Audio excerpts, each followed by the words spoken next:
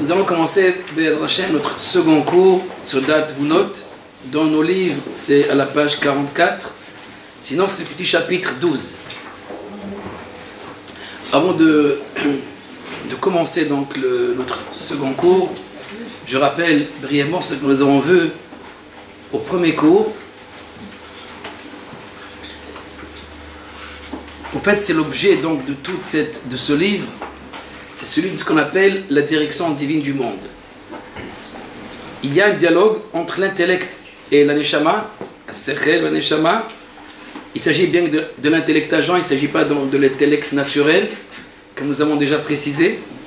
Et donc il y a une discussion, une confrontation plutôt de qu'est-ce qu'on doit savoir ou connaître de Dieu. Il s'agit donc de connaître pour répondre à son cœur. Il s'agit donc bien sûr d'une voie rationnelle, mais cette voie rationnelle qui est la réponse, le sechel qui donne donc une réponse à la neshama, à l'âme.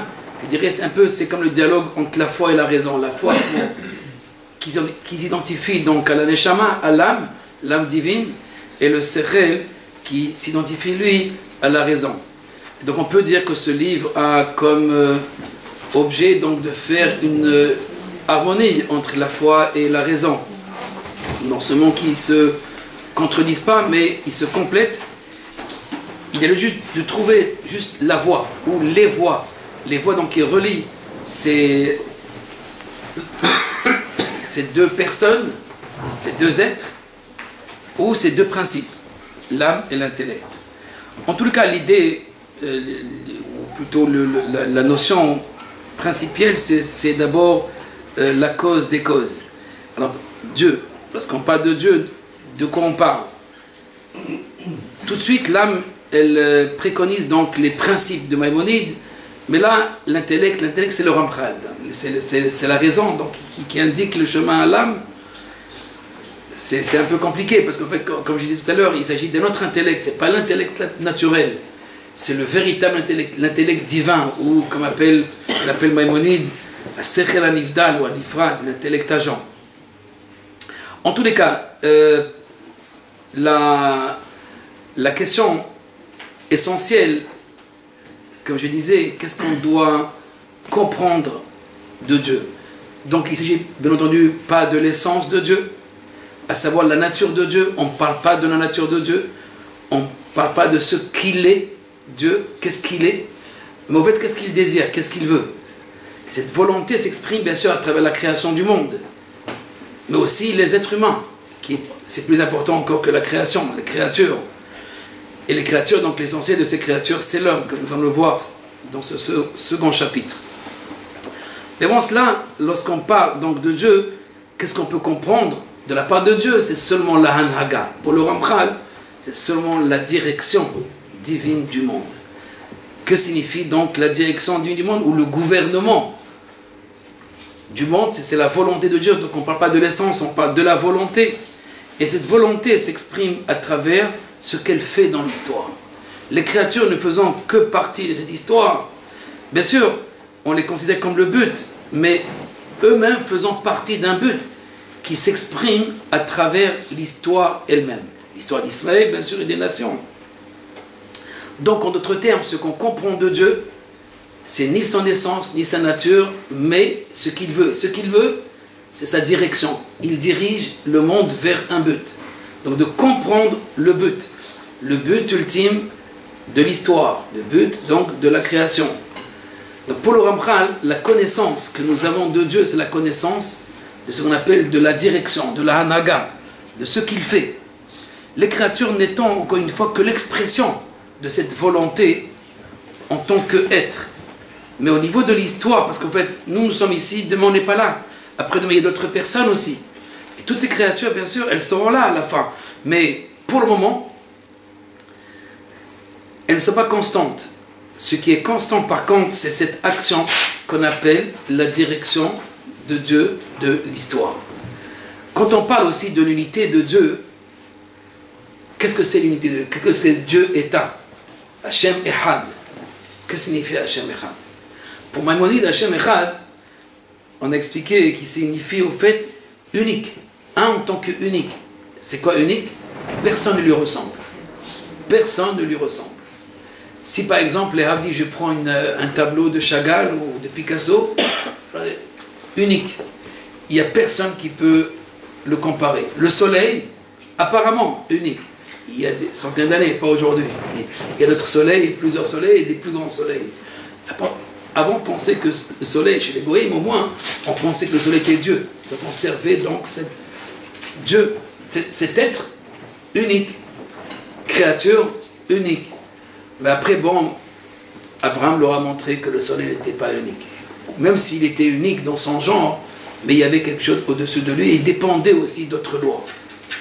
Donc Maïmonide, en fait, nous amène à une foi, ce qu'on appelle, lorsqu'on parle de Dieu, pour lui, pour Maïmonide, on ne peut pas parler réellement de Dieu que par la négation. Ce qu'on appelle Derech HaShlila. Que signifie la négation? Il n'y a pas un comme lui. Pourquoi il n'y a pas un comme lui? Pourquoi il n'y a pas d'autre que lui? En od milevado. Pourquoi il n'y a pas un comme lui? En vérité, parce qu'il a des caractéristiques que personne n'en a. Et quelles sont ces caractéristiques? Entre autres, le Ramchal, il en cite 6 dans Derech Hashem. Pour Maïmonide, il dit d'abord, il y a 2 éléments. Un qu'on appelle Enotalo Bezulato, il dépend de personne. Alors que toute créature, elle dépend d'autre chose. Même l'oxygène dépend d'une autre matière. Et tout être, et toute créature, et tout ce qui existe, n'existe qu'en vertu de quelque chose d'autre. Et que si on retire, pour nous, que ce soit la force de pesanteur ou que ce soit l'oxygène, on ne pourra pas donc vivre. Alors que pour lui, il ne dépend de rien du tout. Dans ce cas-là, il ne vit que par lui-même et que pour lui et que par lui. Donc, Enotalou, cette idée donc de Enotalou pour Maïmonide, c'est le fondement même de la foi. Et quand on dit unique, à savoir, c'est le seul être qui ne dépend de personne. En fait, on ne connaît rien du tout sur Dieu. Avec ça, on n'est pas allé très très loin. On a juste montré ou démontré que s'il y a un être, il ne peut être qu'un seul parce que lui seul ne dépend, parce qu'il y a un deuxième qui dépend que de lui-même, les deux seront en contradiction. Le Ramchal rapporte une idée aussi dans le Kala, Peter Yorma, qu'il est impossible de considérer 2 êtres nécessaires, à savoir 2 êtres qui ne dépendent que d'eux-mêmes ou qui dépendent de personne. Donc il ne peut y avoir qu'un seul être qui dépend que de lui-même. Pour le Ramchal, ce qu'on appelle cette idée d'être unique, l'être unique, ça s'appelle Yehuda Metziut. C'est l'existence d'un être unique. Yehuda Metziut. Metziut veut dire existence. Yehuda Metziut. Pour le Ramchal, dans ce livre, il ne parle pas de Yehuda Metziut, de l'existence d'un être unique. Même de l'unicité, qui en fait, on n'affecte pas du tout son essence en parlant de l'unité de Dieu. Même pour cela, dit le Ramchal, on ne comprend pas très bien cette unité. Par contre, celle qui se révèle, c'est l'unité du gouvernement. C'est quoi l'unité du gouvernement? Ou le Yehuda Shilton? Les 2 tiers de ce livre d'Atvunot expliquent en vérité ce Yehuda Shilton, ce qu'on appelle l'unité dans le gouvernement, l'unité dans la direction. C'est le seul qui dirige. En des termes simples, c'est le seul qui dirige tout. Alors il y a un grand problème quand on dit c'est le seul qui fait tout, c'est le mal. Et les mauvais, les mécréants, la liberté humaine exige donc de dire que l'homme est libre et donc il peut être bon, il peut être mauvais, et donc il peut tuer même celui que lui n'a pas décrété de tuer. Sinon, alors pourquoi je le jugerai? Et donc on rentre aussi dans l'idée donc de ce qu'on appelle la théodicée, de dire que Dieu il a raison tout le temps, mais quand il y a des catastrophes, des tsunamis et des bébés, et des enfants et des peuples qui disparaissent, alors où est donc justice? Et s'il y a justice, ou de quelle justice on parle? Donc on est confronté tout de suite à ce qu'on appelle le Yasha. Pourquoi? Parce qu'on pensait que, ou plutôt avant le Ramchal, on pensait que Dieu, sa direction du monde, c'est la justice. Puisque la Torah, même les goïms, les grands théologiens, ou ceux qui ont écrit un petit peu sur la religion juive, ils ont dit, le Dieu d'Israël, c'est le Dieu de la justice. Dieu jaloux et Dieu de la justice. C'est faux. Il n'est ni jaloux, ni justice. Il est aussi jaloux, il est aussi justice, comme il est aussi amour. Parce que ceux qui disent que Dieu est amour, comme les chrétiens, alors c'est de la Vodazara parce qu'on lui a donné un masque, ou plutôt un attribut qui détermine. Et donc, il ne peut être qu'amour. Dans ce cas-là, quand on voit qu'il n'y a pas d'amour, il n'y a pas de bonté, de clémence dans le monde, et on voit le contraire dans ce cas-là, où est ce Dieu? Et on nous dira aussi à nous, où est votre Dieu qui, vous dites, c'est le Dieu d'Israël? Alors dans ce cas-là, pourquoi il ne nous protège pas? Comme si c'était Dieu de la protection. En tous les cas, on a donné plusieurs attributs à Dieu. Pour Maïmonide, il retire toute cette idée d'attribut, qu'on ne comprend même pas les attributs de Dieu. Et qu'un attribut, c'est aussi au niveau négatif qu'il faut le comprendre. Et pour le Ramchal, il l'utilise quand il veut. À savoir, la clémence, quand il veut, il utilise la clémence. Donc il est clémence, il est aussi rigueur, il est aussi bonté, il est aussi tous ses visages, ce qu'on appelle dans la Kabbalah les partsofim. Dans la Rizal, on parle de plusieurs visages de Dieu. Et entre autres, la clémence, la compassion, la rigueur, et même, sans faire peur à personne, comme dit Jérémie dans Echa, après la descente du temple, Haïta ke oyev imamecha. Tu étais comme un ennemi avec ton peuple. Donc tu t'es comporté comme un ennemi. Donc en fait, tout cette, en détruisant le temple, etc. Donc il y a Arzari, il y a cette idée de celui qui agit comme un criminel. C'est difficile d'attribuer à Dieu donc tout. Mais à partir du moment qu'on attribue amour, dit le Rambam, Maïmonide, donc il y a la haine. Donc on ne peut pas donner un attribut sans supposer le contraire. Donc dans ce cas-là, pour le Ramchal, il résout ce problème des attributs. Pour le Ramchal, quand on attribue à Dieu un qualificatif, au fait, ce qualificatif n'a rien à voir avec lui. Alors c'est quoi un attribut si ça n'a rien à voir avec lui? Pour le Ramchal, on va le voir dans la fin de ce livre, quand il parlera des sphirotes en tant qu'attribut, il dit au fait, c'est la conséquence de ce que je vois dans ce monde. Je vois dans ce monde une action. Je donne un exemple très précis. Dans la paracha de cette semaine, nous avons lu Vaïskor Elohim et Rachel. Et Dieu s'est souvenu de Rachel. Comme s'il a oublié. Et en disant ce souvenir, déjà j'insinue oublier. Alors Maïmonide dit comment comprendre justement cette notion où on attribue à Dieu des qualificatifs qui supposent le contraire. Alors, Maïmonide, lui, au fait, la Torah d'Ibra Bilshon Ben Adam, la Torah n'a pas eu le langage des hommes, c'est pour que tu puisses comprendre quelque chose. Moi, je ne sais pas de quoi je parle. C'est juste pour expliquer l'histoire, alors je lui attribue, en parlant de lui, comme si je parlais d'un homme. La Torah d'Ibra Bilshon Ben Adam. Le Ramchal, lui, beaucoup plus subtil dans son explication, va aller plus loin en disant en vérité, ce qui se révèle de lui dans l'histoire. Je lui attribue quelque chose qui se révèle de lui dans l'histoire. J'explique. Quand on dit que Dieu s'est souvenu du peuple d'Israël en Égypte, aussi on voit Dieu se souvient du peuple juif en Égypte. Comment ça se fait, il s'est souvenu, il nous a oubliés? Alors on répond comme cela. D'après le Ramchal, 210 ans, il n'y a personne qui s'occupe du peuple juif. Pendant 210 ans, ils sont en Égypte, en train de poireauter et de recevoir des coups toute la journée. Et voilà, tout à coup, il y a Moïse qui vient, il leur dit, demain vous allez être libérés, le mois prochain vous serez libérés. Alors, ils se disent, bon, Vaïskor Elohim et Naakatam. Donc pour nous, et Dieu s'est souvenu de nous. À savoir, ce souvenir de Dieu, au fait, se traduit par un événement qui s'appelle Moïse, qui est venu nous voir, parce que juste ce Vaïskor, il vient juste avant Moïse. Et il ne peut pas exister sans Moïse, parce que s'il se souvient, sans rien. Donc comme si Moïse révélait quelque chose. Au fait, c'est la révélation dans l'histoire. Je donne un exemple souvent, celui de... On voit une forêt qui est incendiée. Donc pour nous, une forêt qui est embrasée par le feu, alors pour nous, il y a cet incendie parce qu'il y a le feu. Et il n'y a pas de fumée sans feu. Donc il y a quelqu'un qui a brûlé tout ça. Donc il a brûlé. Et on verra des versets, il a brûlé, il a détruit. En parlant de Dieu, il a cassé. Alors on dit au fait, Dieu n'a pas besoin de feu pour brûler. Mais moi, je vois juste le feu, l'incendie, et j'attribue rétroactivement, j'attribue donc rétroactivement que lui, il a allumé le feu.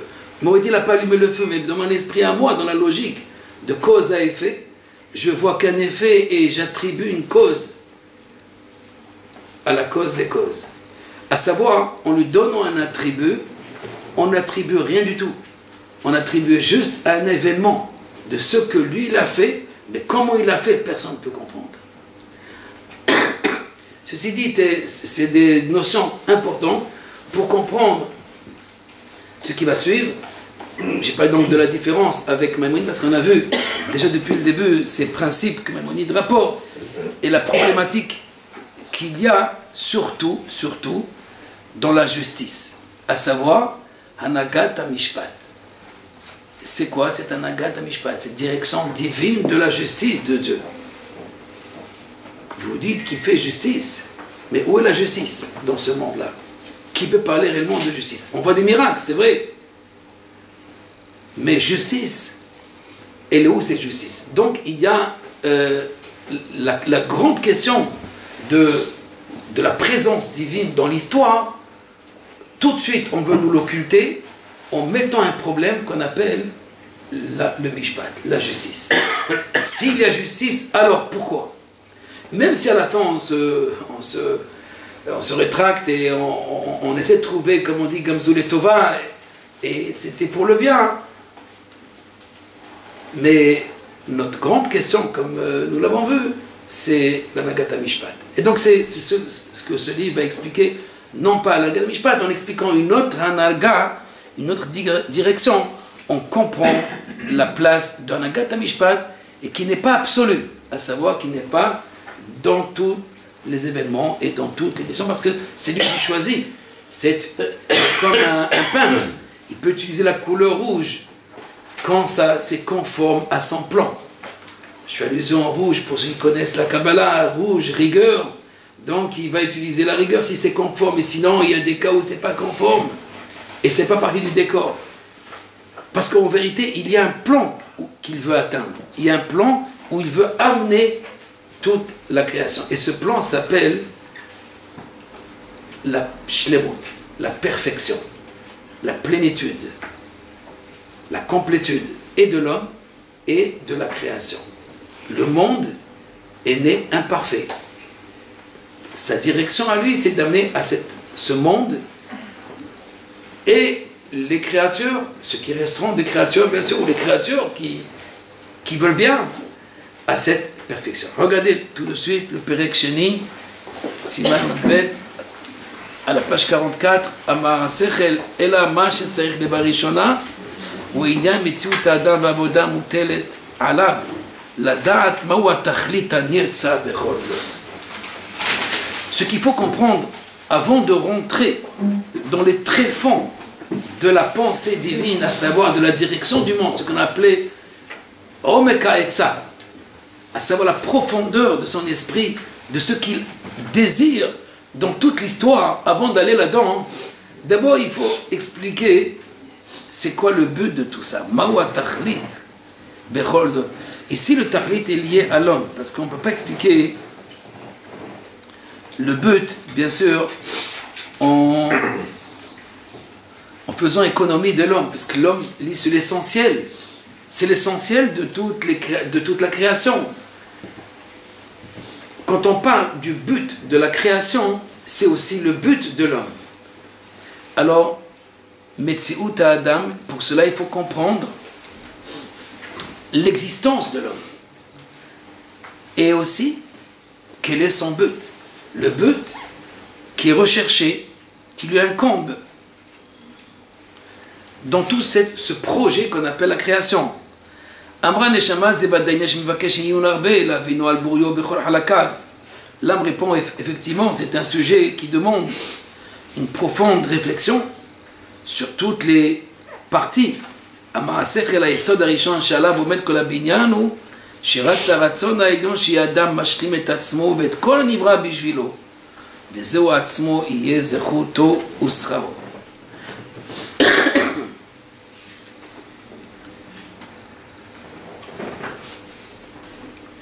Le fondement premier sur lequel repose tout l'édifice, c'est ce que la volonté suprême, puisqu'en fait nous parlons de la volonté, comme nous avons vu, et qui recherche en vérité chez l'homme, et qui demande, qui exige ou qui demande à l'homme, que l'homme, lui, se perfectionne, atteint cette perfection. Et pas lui tout seul, mais et toutes les créatures aussi, qui ont été créées aussi en sa faveur pour lui. Donc la création, la nature, d'élever la nature à son paroxysme. Parce qu'en vérité, comme il explique dans d'autres textes, le Maïmonide aussi il parle que le monde ou la nature, la nature, elle est sujet donc à disparaître, à être anéanti. À savoir, chaque élément dans la nature, il n'est pas dans son niveau, il n'est pas dans son niveau complet, et donc il est sujet à disparaître. Même le soleil, okay, pour prendre l'élément chez certaines nations qui ont considéré le soleil comme un dieu. Tout cela va disparaître. Et donc, qu'est-ce que s'appelle la perfection? La perfection, en fait, c'est l'éternité. C'est quand le sujet ou les créatures ne sont plus à l'olim la hefsed. Ils ne sont plus donc sujets à disparaître, à être détruites. Et donc, dans ce cas-là, c'est s'approcher un petit peu de cette idée de Enotalo Bezulato, dont on a parlé tout à l'heure, qui ne dépendent plus et de l'ozone et de l'oxygène, etc. Et pour cela, donc, nous parlons d'une situation qu'on appelle Olam Haba, dans la Torah ou chez les maîtres, l'Olam Haba qui correspond à cet autre monde où il n'y a plus de cimetière, il n'y a plus d'hôpital non plus, il n'y a pas de nourriture non plus, en achila, en shtia, etc. Cette idée, au fait, de l'éternité, ou plutôt la complétude, à savoir où j'ai plus besoin de quelque chose d'autre, cette souveraineté, Dieu l'a inculqué à l'homme, religieux ou pas religieux. Personne ne veut mourir, sauf un fou. Même le végétal, même, je dirais, le minéral aussi. Bon, pour le minéral, c'est beaucoup plus difficile. Mais en général, chaque élément de nature, chaque existant, désire exister. Et veut donc prolonger cette existence. Mais cette existence qui est éternelle, elle est uniquement chez lui. À l'homme, lui, de la retrouver. De retrouver, d'atteindre donc cette, je ne vais pas dire cette médecine anti-âge, mais cette Torah anti-âge. Cette Torah qui lui permet donc de rentrer dans cette voie de l'éternité. Si ce n'est pas l'éternité, au moins dans la voie de l'éternité. En tous les cas, Ratzon Ha'elyon, donc sa volonté à lui, que l'homme atteint, parce que quand il est né, il y a déjà cette situation de périr, de mourir à 60 ans, 70 ans ou à 120 ans, mais peu importe. Chaque élément doit partir, finir. Chaque créature. Mais voilà, Kadosh Baruch Hu a fixé dans l'homme, dans cette volonté donc de l'homme pour rechercher cette perfection. Et c'est cela son mérite. Ce qui représente son mérite, et aussi, comme on verra, sa récompense.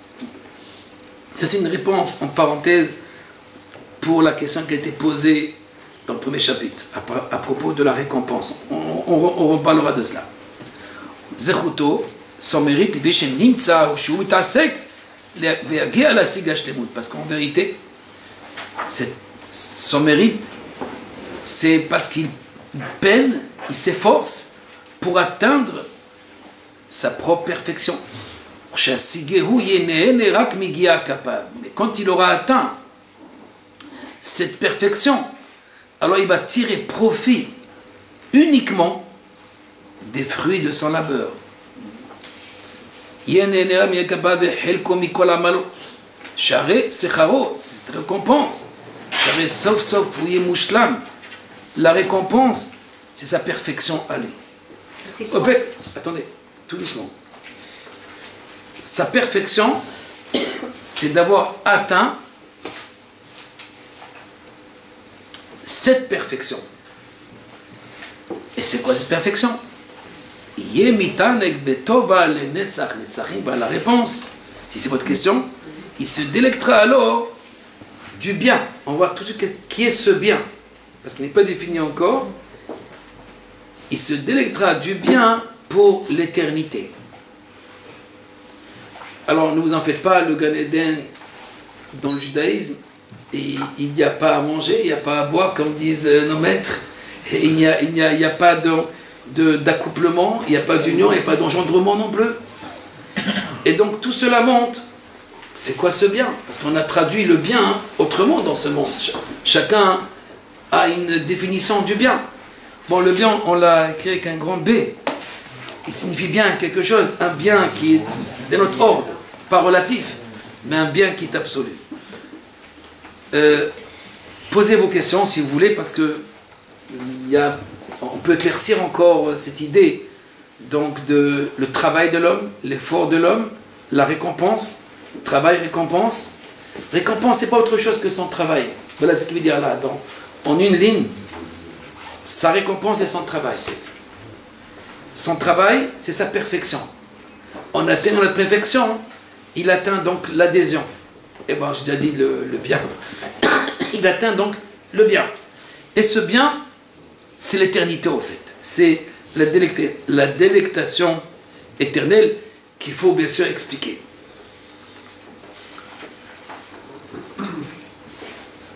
Ici, le Ramchal, il a j'expliquais déjà sa méthode de mon dernier cours, mais pour ceux qui n'étaient pas là, il faut comprendre que tous ces livres ont été écrits d'une manière très très méthodique, avec une très grande logique, en posant d'abord des axiomes, des prédicats, ensuite il y a toute une démarche comment démontrer les choses, et ensuite d'arriver jusqu'au but. Donc il y a un très grand... On ne peut pas savourer un enseignement du Ramchal, quelconque, dans n'importe quel livre, même dans Messet Sharim, si on n'a pas une lecture, je dirais, totale, ou avoir au moins une idée de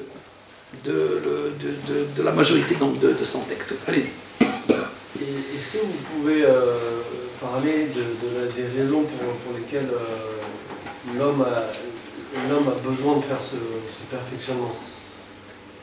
Pourquoi la création est... Oui, alors... Est-ce que c'est la réparation de la faute d'Adam Arishon? Le Ramchal, dans son Léchon Limoudim, il dit clairement, un peu comme Descartes, ou Descartes comme le Ramchal, je ne sais pas, que lorsque Akadosh Baruch Hu a créé l'homme, avec une intelligence, cette intelligence aussi, il a créé aussi les goûts, l'essence aussi, ce qu'elle doit goûter, et ce qu'elle doit aussi se savourer, à savoir même la nature de ce qu'elle savoure.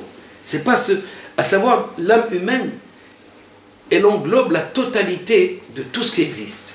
Ça le Ramchal écrit dans le Tikkunim, des nouveaux arrangements, les Tikkunim Chadashim. Et donc,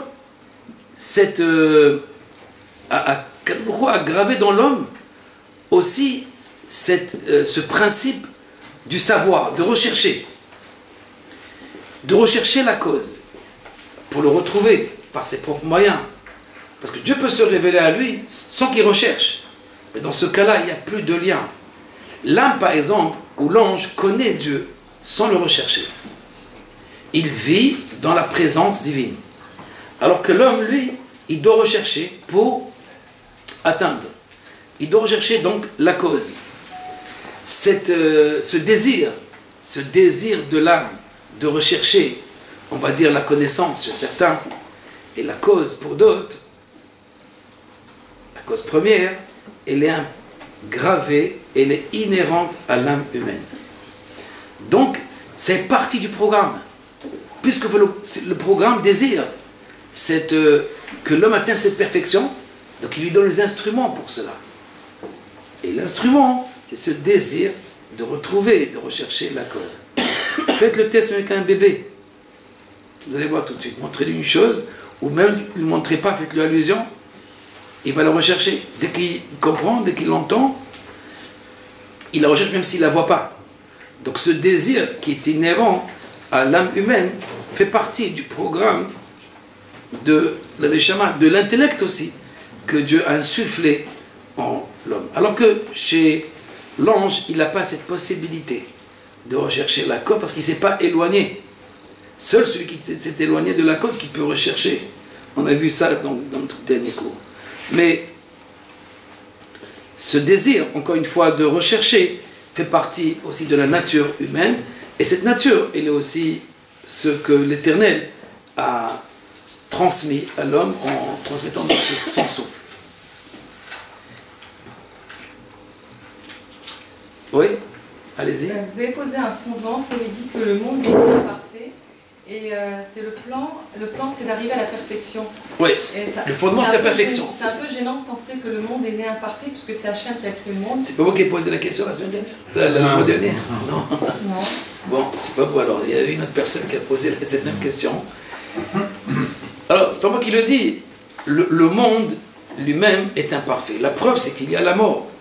La preuve, c'est qu'il y a des accidents. Même sans brûler la forêt, il y a des tremblements de terre. Et c'est vrai qu'il y a une harmonie des lois. Et bon, d'après la Kabbalah, avant cette harmonie qu'on appelle le Tohu, avant la création presque parfaite, et n'est pas parfaite encore, le monde était dans le chaos et dans je dirais presque des éternels tremblements et des explosions permanentes. Tohu Bavo, c'est le premier état du monde. Après, tout doucement, il y a un or. Mais regardez au début dans la Torah, Bereshit bar Elokim. Et les maîtres du Midrash disent que Dieu crée le monde et le détruit. Mais en fait, d'après la Kabbalah, ils se détruisent. Ils ne détruisent pas. Le Horban, ce qu'on appelle la Shvirat Akelir, la brisure des vases, ou ce qu'on appelle tout simplement la destruction du monde, l'autodestruction du monde. Pourquoi? Parce qu'il y a une désharmonie entre les lois. Alors ce que Hachem va faire, c'est l'harmonie, c'est établir une certaine harmonie entre les lois même, les principes. Alors si par exemple une loi elle dépasse les limites, eh bien elle rentre chez l'autre et elle détruit. La même chose, si on ne s'arrête pas au feu rouge, eh bien si je suis plus fort que l'autre, je vais l'écraser. Et donc je dois m'arrêter. Des lois aussi, elles doivent s'arrêter. Ça s'appelle le Gvul. Gvul Samta Bale Avuron. Il y a des lois que Dieu a signées, ou plutôt la rigueur dans les lois. Parce qu'il y a des lois, ce sont des expansions de l'émanation divine. Maintenant, il faut mettre des rigueurs, il faut mettre les limites. Alors, il y a aussi les limites géographiques chez les peuples. Alors, la même chose, il y a des limites aussi au niveau métaphysique, au niveau des lois, pour permettre ce qu'on appelle dans la Kabbalah on regarde de l'autre. Une loi ou une séphira, un principe qui voit l'autre qui est à côté de lui. Si je n'ai pas attention à ce qui est à côté de moi, alors c'est le taux, c'est le chaos. Donc, cette harmonie qu'on appelle dans la Kabbalah face à face, fait qu'il y a une harmonie des mondes et une possibilité à une existence, à une subsistance. Mais voilà que cette subsistance n'est pas parfaite. Et pourquoi elle n'est pas parfaite? Parce qu'il y a l'excès aussi chez l'homme. Il y a un excès, alors que dans les limites chez l'homme, c'est lui qui doit dire, bon, stop au cholestérol, stop au sucre, stop, etc. Alors sinon, ben on va dire c'est au niveau moral, bon, pas au niveau de diététique, aussi il y a des lois ou de la rigueur au niveau moral. Mais c'est pas tout. Même ceux qui sont au niveau moral, éthique et diététique, c'est pas pour ça qu'ils sont éternels. Peut-être qu'ils vont vivre quelques-uns de plus. Et encore, c'est pas sûr. Alors on va dire l'akdoucha, alors, la sainteté. Les limites au niveau donc de la sainteté. Ça on ne connaît pas, c'est plus dans le tic, c'est pas éthique, c'est pas diététique, ni chimique, c'est kdouchik, kdouchatique. Alors dans la kdoucha, il y a un système et qui lui permet d'être établi dans une harmonie qui est éternelle. Mais on ne connaît pas ce niveau de l'Akdoucha. C'est quoi cet état de l'Akdoucha au niveau du corps? Est-ce que le corps peut atteindre réellement ce qu'on appelle la sainteté? L'âme, on peut parler de Ruach HaKodesh, l'âme ou l'Esprit Saint, le souffle saint. Mais le corps, est-ce qu'on peut parler? Même Moïse devait mourir. Même Moïse était enterré. Si Moïse qui a vu Dieu, qui a parlé avec Dieu, doit être enterré, alors dans ce cas-là, de qui on parle après? Oui, c'est la réalité. C'est la réalité. Peut-être après la faute du veau d'or, Achen Kadam Temotum, ou Kahad Asarim Tipolum, comme il est écrit. Ahed qu'Adam Tipon, vous serez comme un homme. Comme un homme qui meurt. Adam Arishon. Mais a priori, l'homme qui ne devait pas mourir. Donc, si a priori l'homme n'aurait pas dû mourir, c'est qu'il a une voie. Adam Arishon, le premier homme, n'aurait pas dû mourir. Maintenant qu'il est mort, pourquoi? Parce qu'il a quitté cette voie de Etz HaChaim. Donc, il y a une possibilité à l'homme de surpasser la mort. Ceci dit que... La perfection, c'est l'éternité. Attendez, oui. Ou est-ce que c'est le résultat de? C'est les deux. Il y a une confusion, l'éternel, l'éternité. Il n'y a que lui qui est éternel. Est-ce que c'est le résultat de la recherche de la perfection? C'est le résultat, oui. Alors, cette éternité dont on parle, ou plutôt, pour répondre à votre question, on va s'arrêter. Le monde est né dans le manque, dans les lacunes. Il est le résultat du manque. On va le voir à partir du chapitre 40-44, que toute la création du monde, elle est née à partir de ce qu'on appelle le He'elem. En hébreu d'ailleurs, Olam veut dire He'elem. C'est quoi He'elem? Dissimulation de l'éternité, dissimulation de la perfection. Donc il y a ce qu'on appelle à partir de rien. L'homme n'est pas né à partir de quelque chose. L'homme n'est pas un prolongement de Dieu. L'homme, Dieu c'est pas la nature, comme dit Spinoza. Et donc l'homme n'est pas Dieu. Et ne saurait être Dieu. Et donc il naît d'une imperfection. De quelle imperfection? Il naît du He'elem. Il naît donc de la dissimulation de l'éternité. Donc il naît à partir d'un moment. À partir du moment, donc il a un début. Et s'il a un début, et donc il a une fin. Celui qui n'a pas de début n'a pas de fin. Et puisqu'il commence, il doit finir. Mais, même en ayant un début, si on s'attache à l'éternel, donc en fait, on se surpasse, on dépasse ce début, ce commencement. Mais en général, le monde lui-même, quand Adam Arishon est né, il a vu le coucher du soleil. Il voit la nuit. Et donc il se dit, c'est la fin du monde. La fin, non, mais pour nous, bon, c'est très facile. La fin, il y a un début. Le lendemain, il y a un recommencement. Il y a, pour nous, une personne qui a quitté ce monde. Donc c'est la fin. Mais si on vivait 1000 ans, on l'aurait vu encore une autre fois, et peut-être 3 fois. Au Sehesed de la film, 10 fois dans un Gilgoul, qui est revenu dans un Gilgoul. Et pour nous, nous sommes dans une limite. Et donc on voit, c'est comme cet homme qui avait juste le coucher du soleil, il vit un jour, comme papillon. Et donc maintenant c'est fini. La vie est terminée. En vérité, cette dialectique de la fin, Adam Arishon est rentré dans cette voie de cette dialectique de Tov Vara, de comprendre une chose par son contraire, le bien et le mal. Il n'est plus dans l'unité. Il n'est plus dans ce monde éternel. Qui dit éternel, dit unité. Il n'y a pas de début, il n'y a pas de fin. Et là, il rentre dans cette dualité. Pour comprendre que je suis rassasié, il faut que j'ai faim. Pour comprendre que je vis, il faut que je meure, que je sache que je dois mourir. Et donc, ma compréhension de la vie, elle est liée à son contraire. Parce qu'une chose, dans notre logique à nous, est liée à son contraire. C'est ça la perfection du monde. La perfection du monde, c'est de comprendre une chose par son contraire. C'est ça le manque. Le manque parce qu'il y a quelque chose qui nous fuit, qu'on ne voit pas. Et c'est parce qu'on ne voit pas, je n'ai pas à manger maintenant, donc j'ai faim. Mais si ce manger était là continuellement devant moi, donc je n'ai pas faim. Je n'ai pas besoin non plus de manger. Je n'ai pas besoin de le faire entrer chez moi, de l'ingurgiter, mais puisqu'il n'est pas là, il n'est pas dans ma présence.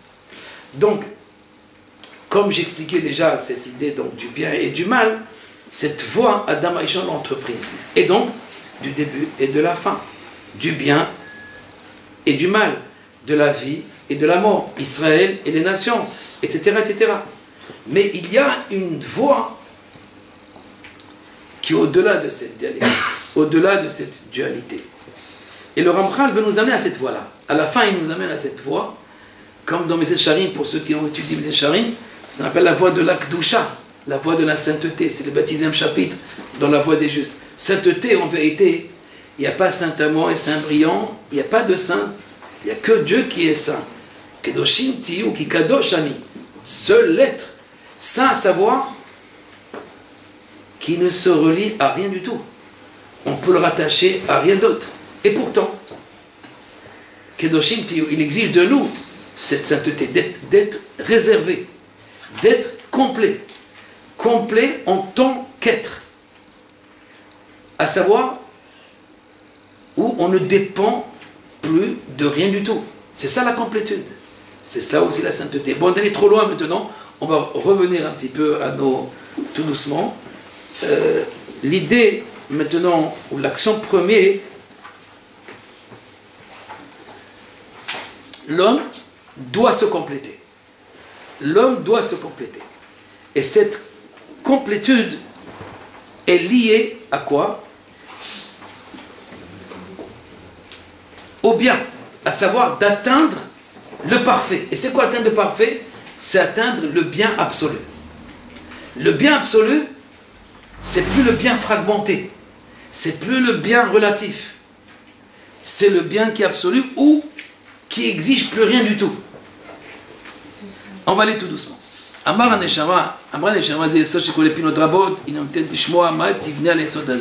Je comprends ce que tu veux construire à partir de ce fondement. Je comprendrai donc rétroactivement ou a posteriori ce que ce fondement contient.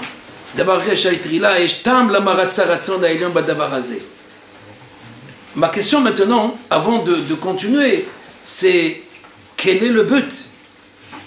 Est-ce que la volonté suprême a-t-elle une raison pour créer ce monde de cette manière? Qu'est-ce que, en fait, en d'autres termes, c'est quoi le but ultime de la création ou de la créature? Atam Pachout, Vehout. Parce qu'au début, il n'a pas parlé de but, il a parlé uniquement de ce que l'homme doit rechercher. Que l'homme doit rechercher la volonté de Dieu, c'est qu'il recherche la perfection. Mais pourquoi? Il n'a pas dit encore. Nous, on a dit déjà BALP, donc on a anticipé un peu sur le texte. Mais c'est là où se trouve la question. C'est quoi le but? Et c'est quoi le bien? Attendez, voilà, on arrive. Atam Pachout.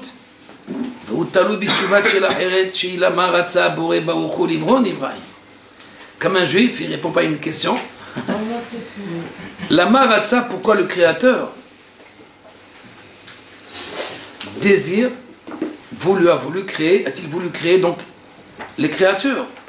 En fait, c'est la même question, mais il y a le but et il y a les créatures.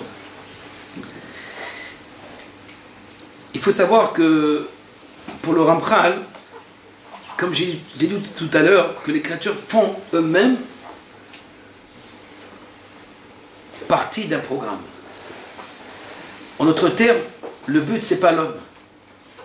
Ici, le but, on peut, bien entendu, étudier tout cet enseignement par rapport à l'homme, à savoir où le but, c'est l'homme. Mais là, le Ramchal veut nous amener à un autre niveau d'entendement où le but, c'est la révélation même de Dieu. Il y a en fait deux approches pour comprendre toute la nature. Il y a une approche qu'on appelle anthropocentrique, l'homme est au centre. L'homme est au centre de tout. Je cherche la biologie, la chimie ou l'astrophysique. Toutes ces sciences, elles ont un but commun, c'est l'homme, les sciences humaines. Pourquoi on appelle sciences humaines? L'homme est au centre. Parce que si l'on n'est pas au centre, ma foi, à quoi ça rime tout cela? Et ça ne m'intéresse pas non plus. On n'est pas en métaphysique. Mais si on est en métaphysique, donc l'homme fait partie d'un programme. C'est vrai que les philosophes ont, et Maimonides compris, au moins dans la première partie du Guide des Égarés, où il essaie de mettre l'homme au centre, parce que si l'homme n'est pas au centre, on ne comprend pas. Mais en fait, c'est la première, c'est la Kita Aleph, chez le Ramchal. C'est la première classe. Il faut passer maintenant au Kita Bet, au Kita Gimel. La deuxième classe exige au fait de me voir non pas comme le centre de toute l'existence, mais faisant partie Mais une partie essentielle, bien sûr. Essentielle, où je joue un rôle aussi essentiel. Mais je ne suis pas le but ultime. Et c'est pour ça qu'au fait, au début, regardez la première question, c'était pourquoi Dieu? Après tout de suite, le cerf, il dit non, doucement, avant de parler de Dieu, pourquoi moi je suis là? Pourquoi il me veut à moi? Donc, je peux aller chercher le but par rapport à lui. C'est quoi le but? C'est quoi le but de l'histoire? C'est quoi le but de cette volonté? Je ne pourrais pas dire le but de cette pensée, parce que c'est difficile de parler de la pensée. Mais de cette volonté, c'est quoi son but? C'est quoi son but? Ou bien non, c'est quoi mon but à moi? C'est quoi le but de ces créatures? Dans la voie des justes, Matachlito chez la dame Be'olamo. Premier chapitre, le Ramchal, il ne commence pas comme ça. Mais là, il veut nous amener à un but ultime, au but divin. Dans la voie des justes, la voie, elle est anthropocentrique. C'est l'homme qui te sent. Pourquoi je suis là? Quel est mon but à moi? Matachlito chez la dame Be'olamo. Quel est mon but dans ce monde? Qu'est-ce que je dois atteindre? Là-bas aussi, il parle de la perfection. Ceux qui ont étudié le premier chapitre, là-bas aussi, il parle de la perfection. Mais là, regardez, là, il a dit le mérite et la récompense. L'homme comprend quelque chose dans ce monde uniquement qu'est-ce qu'on gagne. En d'autres termes, qu'est-ce qu'on gagne ici? Si je fais ça, qu'est-ce que je gagne? Donc chez l'homme, toute sa théorie, ou même je dirais un homme plus intelligent, sa recherche, c'est quoi le but? Qu'est-ce que c'est? Qu'est-ce qu'on apporte tout cela? C'est très limité comme réflexion, mais c'est la majorité des hommes, et je dirais même, c'est la voie que Adam Arishon a pris dans le Etz Hadaat, dans la voie de la connaissance. C'est quoi la connaissance humaine? C'est pas la connaissance divine, c'est la connaissance de l'homme, à savoir, c'est cette dualité. Qu'est-ce que ça m'apporte à moi, ça? Qu'est-ce que ça me donne? Qu'est-ce que je gagne? C'est pour ça qu'au fait, la seconde question, regardez qu'est-ce qu'il dit dans Yud Zain, donne-moi une réponse pour les deux, à savoir dans les deux orientations, à savoir pourquoi Dieu crée le monde et pourquoi faire ces créatures, qu'est-ce qui est le but de ces créatures. Donc le but de l'homme, le but de la création, ou le but de la volonté, doivent se rejoindre. Milta deshav via les travail, une réponse qui équivaut aux deux. Il traite. Vous allez voir, en fait, tout dépend comment on se met, mais c'est la même réponse. Nous avons déjà dit.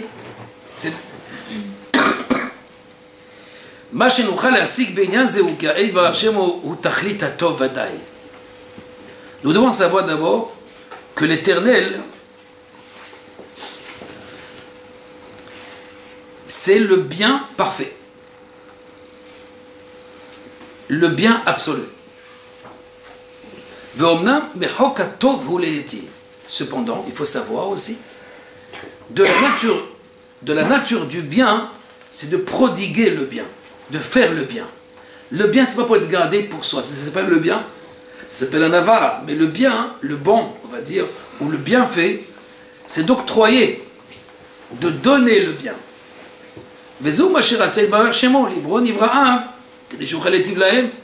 Il veut donc, les créatures, c'est l'expression de cette volonté de faire le bien, d'octroyer le bien. C'est ça, Betselem Elohim, donc à l'image de Dieu. Qui en mekabel atov en atava. Bon, je ne traduis pas pour le moment. Je vais d'abord expliquer cette première idée. Bien. Le bien absolu. C'est quoi il est le bien absolu? Que signifie il est le bien absolu? Au fait, le bien dont on parle dans ce monde, c'est le bien relatif.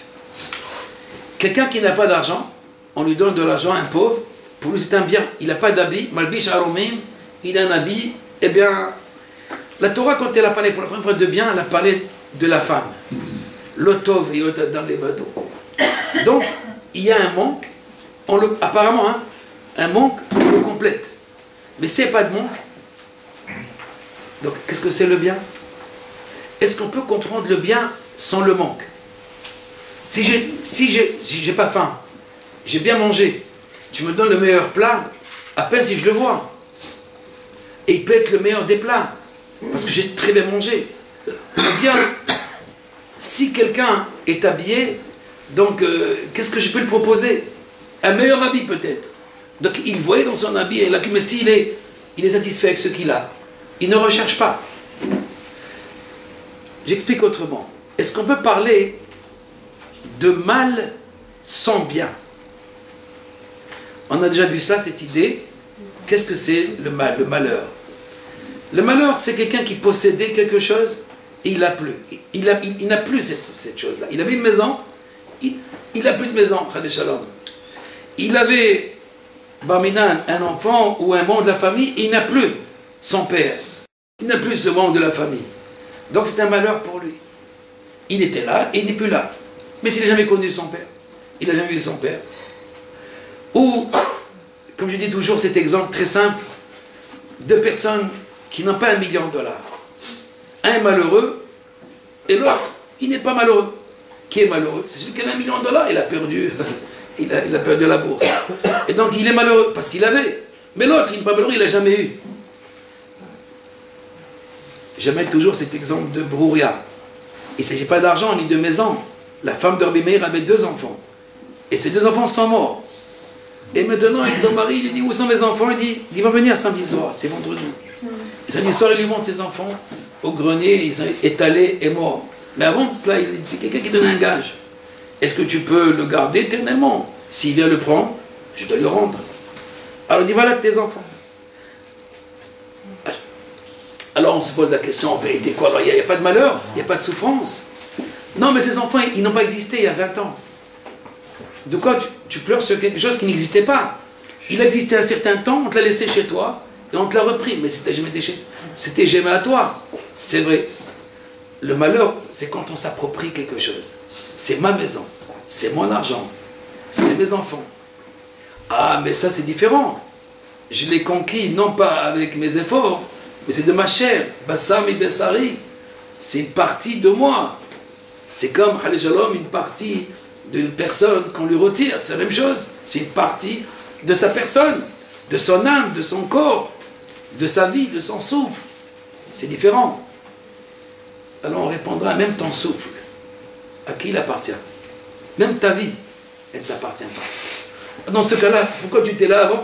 On te l'a donné, donc tu es présent, tu es conscient de ta présence ici-bas, grâce à un corps. Mais avant, en tous les cas, sans entrer dans cette discussion, dans cette réflexion sur le mal, on arrivera à cela, que le mal, en vérité, ce n'est pas le contraire du bien ici. Le bien, chez nous, c'est combler un mal. C'est combler un manque. C'est ça le bien.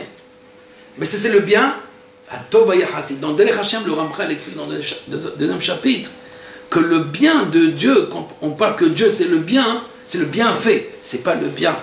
Le bienfait, c'est celui qui donne, il est tellement rempli de bien à l'infini, qu'il le donne aussi sans s'arrêter à l'infini. Et ça s'appelle la vie. La vie qui est Mecha Mekor Haim, il donne la vie. Tout être qui vit, il vit par cette vie. Parce que lui, il s'appelle Elohim Chaim. Il n'y a pas de vie sans cette vie à lui. Donc chacun qui vit, Ata Mechaye, non, les prières, Ata Mechaye, et Kulam, tous les jours, Shari, Ata Mechaye, c'est toi qui donnes la vie à tout. À tout. À tout ce qui vit, même cette plante qui vit. Tout ce qui vit, c'est par toi. Donc, voilà l'expression de la divinité dans sa volonté de faire le bien, le bienfait. Alors, le bien à lui, c'est pas un manque. Encore une fois, il donne pas quelque chose. Il fait pas quelque chose parce qu'il a un manque. Moi, je construis une maison parce que j'ai un manque. Je vais pas habiter dehors. Étant célibataire, je pense pas à construire une maison. Mais je me marie. Je ne vais pas marier chez la belle doge ou chez les parents. Alors, qu'est-ce que je fais? Je construis une maison. Ah, mais lui, pourquoi il construit une maison? Pourquoi lui, il construit le monde? Est-ce qu'il a besoin de quelque chose? En fait, il répond à la question ici. Lui, sa volonté à lui, quand il veut quelque chose, ce n'est pas une volonté qu'il y ait un manque. Mais moi, quand je veux une maison, c'est parce que je ne veux pas être dehors.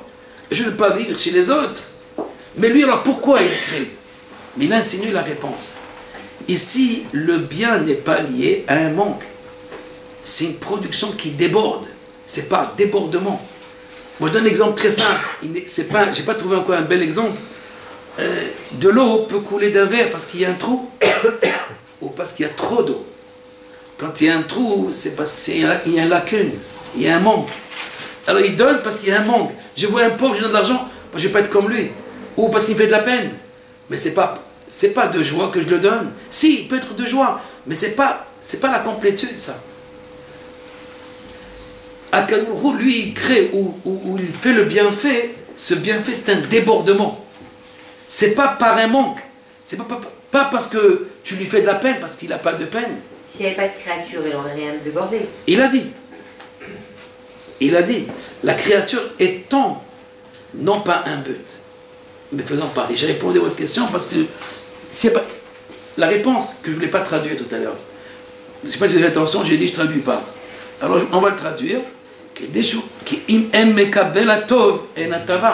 S'il n'y a pas quelqu'un qui reçoit, ce n'est pas de réceptacle. Il n'y a pas de donneur, parce que pour donner, il faut un réceptacle. C'est ce que vous dites. Mais alors, il y a qui vient pour une cloute. Non. Si vous répondez, comme j'ai dit, il n'y a pas de lacune dans sa volonté. Pourquoi? Parce que le réceptacle faisant partie lui-même du projet, à savoir, ce n'est pas le but. Pour le moment, contentons-nous de cette réponse. Mais effectivement, si on va un peu plus loin, je ne vais pas vous... vers la page 80, la Neshama pose la question sur cette haute orientation de la création du monde. J'explique. Est-ce que je comprends le monde par moi? Est-ce que c'est la voie anthropocentrique? J'explique le monde par rapport à moi? Ou bien j'explique par rapport à lui? Effectivement, par rapport à moi, j'ai une lacune. Une lacune, à savoir où je me vois comme essentiel. Et si j'étais pas là, alors qu'est-ce que tu peux faire toi? D'accord, tu as besoin de moi.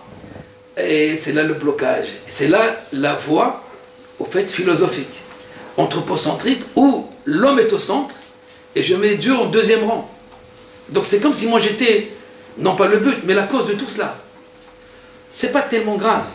Dans cette éthique-là, dans la Chassidoute, on l'utilise à mort. Cette idée-là, le Ramchal, non. Le Ramchal, il va l'arrêter tout de suite. Après le 10e, 15e chapitre, vous allez voir tout de suite, petit chapitre, encore 15 chapitres, petit chapitre, et vous allez voir qu'il prend une autre orientation, et il va dire, non, le but ultime, en vérité, c'est lui. Et si c'est lui, c'est sa révélation à lui, qu'est-ce que c'est moi? Moi, je fais partie du programme. À savoir, comme je dis, je ne suis pas une pièce dans la machine. Je suis ceux qui connaissent un peu la mécanique, je suis le rotor. Je suis la barre centrale qui fait tourner tout. C'est vrai, mais je fais partie de cette machine. Mais de cette machine seulement. Donc, tous faisant partie de cette machine, mais moi j'ai une partie essentielle. Mais en aucun cas, donc qu'est-ce que Dieu veut? Ce n'est pas les créatures qu'il veut. Mais effectivement, si vous dites que c'est les créatures, donc c'est comme, qu'est-ce qu'il veut? Je vais vous donner un exemple, mais dans le Zohar, c'est la paracha de la semaine, on va terminer avec cela peut-être, sur la colère de Jacob sur Rachel. Quand elle lui dit, donne-moi des enfants ou je meurs. Alors il se met en colère contre elle. Atahat Elohim ani. Je suis à la place de Dieu pour me demander des enfants. Alors demande-lui à lui des enfants. Un grand maître kabbaliste disait, Baal HaKadat Yitzhak, il disait qu'en fait, elle a amoindri son statut. Elle a amoindri son statut. Quoi, une femme, c'est pour les enfants? Une femme, ce n'est pas pour les enfants? Ah, si c'est pour les enfants, effectivement, donc c'est le but, c'est les enfants. Donc il n'y a pas d'enfants, c'est la mort. Meta Anori, je suis morte. Puisqu'en fait, le but, c'est la progéniture. Et c'est quoi le but? Le but, c'est l'union, c'est l'adhésion avec Dieu. C'est l'union de l'homme et de la femme, ils ont une dimension de ce qu'on appelle l'union à petite échelle dans ce monde. C'est de vivre l'éternité en étant dans ce monde. Et ce niveau d'union a échappé à Rachel. Pas au début, mais parce qu'elle a vu Rachel. Un peu, Léa, pardon. Donc, le Ramchal explique ça dans le Kalar, pour ceux qui ont le Kalar, puis très rarement, il y a deux aspects dans le féminin divin. Ça s'appelle la Malchut, la Shrina. Il y a la Shrina pour l'union du peuple d'Israël avec Dieu, et il y a l'union pour la production. C'est les mitzvot, c'est les enfants, etc. Ces deux niveaux, ces deux aspects s'appellent Rachel et Léa. Ces deux aspects de l'union de Dieu avec Knesset d'Israël, c'est Tikkun Rachel et le Tikkun Léa. À savoir, il y a dans ces deux femmes les deux aspects qu'on parle aussi, à savoir, est-ce que la créature, les enfants, la créature c'est le but, ou bien non, l'union c'est le but. Voilà pour aujourd'hui.